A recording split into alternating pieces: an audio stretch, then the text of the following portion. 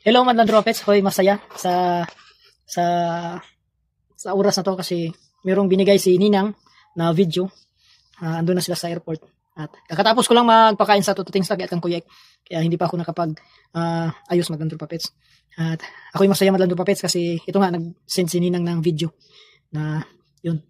Andun na nga sila sa airport. Ito, ipasok ko Madlang Droppets. Bye, baby. See you soon in the Philippines. Bye.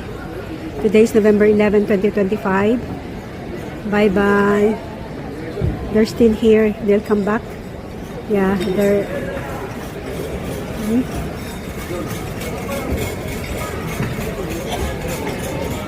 Again, more cages. Still cages here. Ayun, nakita na natin at sobrang saya, di ba? Yung mga alaga natin dito na parang imposible kasi kulang nga tayo sa ganoon pera. Pero sa tulong-tulong at bayanihan natin na sila ay mapadala sa Pilipinas ay naging posible. At ako'y nagpapasalamat talaga sa lahat ng binigay niyong tulong sa akin.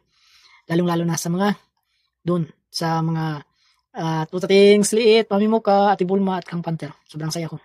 Yung mga Tropapets, abangan nyo ang kanilang paglapag dyan bukas ng baka mga hapon na o gabi. Update na lang tayo sa mga video na ibibigay sa atin o kaya doon kang mamanalin. Peace and love. Bye.